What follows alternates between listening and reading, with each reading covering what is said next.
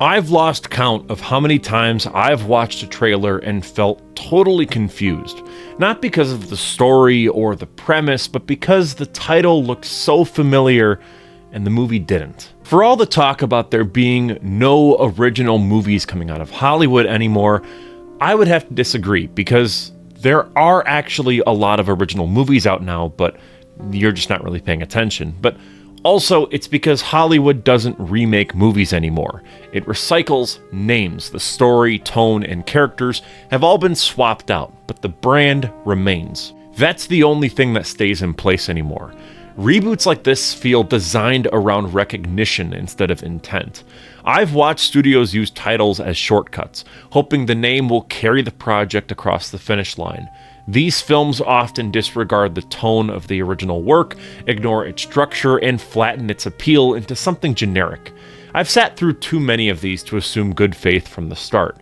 The effort to preserve what worked usually just isn't there. In a almost 10-year-old video, which is insane to think about, James Rolfe introduced a term during the Ghostbusters 2016 discourse that finally put a name to what I was seeing.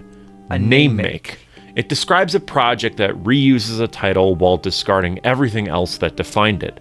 They aren't remakes, they aren't reboots, they don't acknowledge the material that they're pulling from, but they keep the label and replace the content. It's a bait and switch entirely. Once I started applying that definition, I saw how widespread the practice had become. So rather than going all scattershot and taking up a bunch of different examples, I want to look at two recent films that show how this plays out, for better or for worse. War of the Worlds 2025 drops the name onto something completely unrecognizable. There is no connection to H.G. Wells or Orson Welles or even Steven Spielberg. It doesn't respond to the original story in any constructive way. It could be honestly its own original movie. It just takes the War of the Worlds name, titles it, and then hopes that you click on it. Now, in contrast, The Naked Gun 2025 tries to match the structure and tone of the original. It is a love letter to those original movies. It's not perfect, but it's built on an understanding of what made the first one work so well. Growing up, I loved The Naked Gun. This kind of broad, absurdist comedy could transcend all age groups. These two films approach the same concept with completely different intentions, and those choices affect everything that follows, from their reputation to just the way the film even feels. When I heard they were making a new War of the Worlds movie, I assumed it would be some kind of update of the classic alien invasion story. I was kind of right. The film follows a Homeland Security officer, played by Ice Cube, who works inside a global surveillance program. When meteors start falling, giant machines emerge and begin targeting humans. The twist is that these machines are drawn to data centers, feeding on information. Now, these are kind of, I guess you could say, spoilers, but who gives a shit? A hacker group led by the protagonist's son uncovers that the government activated a program that attracted the aliens there in the first place. The invasion ends when they shut it all down. This version of War of the Worlds has almost nothing to do with the source material. The aliens are still there, but the themes aren't. There's never any panic or imperial allegory. You don't see a slow collapse of society.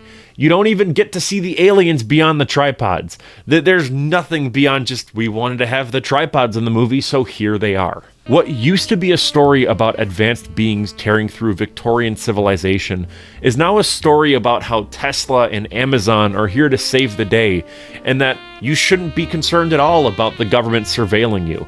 It's the weirdest thing in the entire world. I don't get why they made this, but let's move on.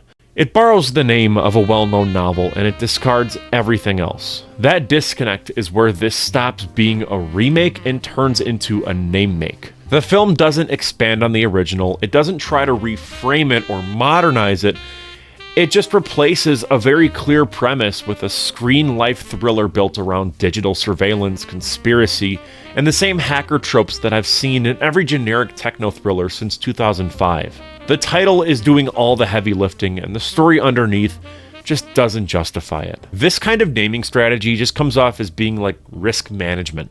A studio wants to make a movie about digital paranoia and data-eating aliens, but they don't want to spend the money introducing a new IP. So they borrow a title that people already know. That shortcut gives them marketing leverage. I mean, I know what A War of the Worlds is. You might. Most people might know that. I mean, there's a Tom Cruise movie, so they don't have to do a lot of the heavy lifting when it comes to marketing. But it ultimately doesn't improve the film. It doesn't respect the legacy attached to the name. But what it does is bypass the work of creating a lasting identity. You can tell when a movie's premise came first and the title was pasted on afterwards. I'm willing to bet that's what happened here. This was probably titled like Alien Invasion or something, and then they went, that's not gonna sell, let's make it War of the Worlds. The original War of the Worlds story stuck around because it struck a nerve.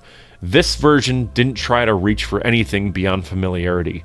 The name brought people in, the content sent them out, and I don't think that approach serves the story, and I don't think it serves the audience either. Honestly, the whole thing kind of reminds me of that South Park episode, Cartoon Wars Part 2, where a bunch of manatees and a tank create Family Guy episode plots by randomly selecting idea balls and then feeding them into a machine that generates cutaway gags. It's like Universal Pictures and Amazon Prime Video went, okay, so we've got Ice Cube in a War of the Worlds movie that's bizarrely aping off of the Unfriended movies.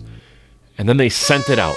The Naked Gun came out one day after War of the Worlds, and I expected the worst. Back-to-back reboots usually mean one thing, a brand dump. I assumed this would be another title slapped onto a project that had nothing to do with the original, despite the trailers being funny and the posters being great, and honestly, I was a little bit endeared by it, I'm not gonna lie. But after being burned so many times, I was expecting pure failure. Instead, I found a movie that made a real attempt to engage with what it was rebooting. The tone matched, the structure held, it didn't feel new, but it didn't feel empty either. It sticks to the original formula of broad slapstick, misunderstandings that snowball, and characters who take everything seriously and literally while the world around them collapses. Please, take a chair. Thank you. The comedy still hinges on timing, reversals, and contradictions, and I noticed how punchlines weren't built around pop culture references or modern quips, but they were built around setups that paid off visually or structurally. It was a great comedy. The filmmakers just weren't interested in repackaging the brand as something else. They knew what the Naked Gun was, and they worked within that framework. But since it does use the Naked Gun, instead of it being like The Naked Gun 4 1/4, or The Naked Gun Legacy, or some other kind of title, it's just Naked Gun, which now you gotta say Naked Gun 2025, which, okay. But since it does use that title, I paid close attention to how it handled the legacy, and it managed to stay grounded in the mechanics of the original. The main character isn't just Frank again, but it's actually his son. And like the prior films, his incompetence is what drives the story. Says you served 20 years for man's laughter. You mean manslaughter? Must have been quite the joke. The world bends around his logic, and that's what I remember from the original, and thankfully it's still intact here. Reboots that hold together usually do so because someone behind the scenes cares about the material. That doesn't mean that every joke lands or every scene works, but when the creative direction lines up with the original purpose, the result holds its shape. That's what happened here. I didn't leave the theater feeling tricked. I left thinking someone understood the assignment and gave the idea enough room to keep going. I've spent years watching studios try to modernize old properties, and at this point, I'm tired of how predictable it's become. Most of the time, these reboots feel disconnected from what made the original stories matter. They keep the name, but the substance is gone. When I sit down to watch one, I'm not seeing a new take. I'm watching a franchise get flattened into a logo. War of the Worlds is the clearest example I've seen of how far this can go. I don't think the studio cared about adapting Wells. I think they cared about packaging a sci-fi thriller with Amazon and Tesla, and then giving it a recognizable title. I draw a clear line between a reboot and a name make. A reboot engages with the material. It might change things, but there's still a conversation happening with the past. A name make drops the title on a blank slate and pretends that it's enough. That's not creative work. That is quite literally asset flipping. But watching The Naked Gun helped to kind of clarify the difference for me.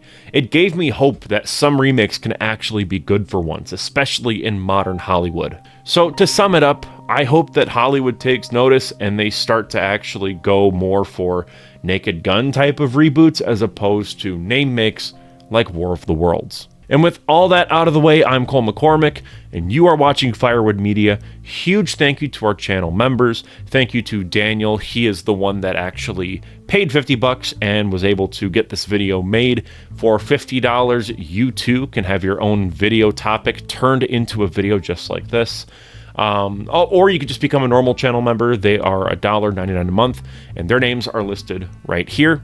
You get loyalty badges, custom emoji, early access to videos, exclusive content, and your name in the credits of every film that I make. Thank you so much for watching, and I will see you in the next one.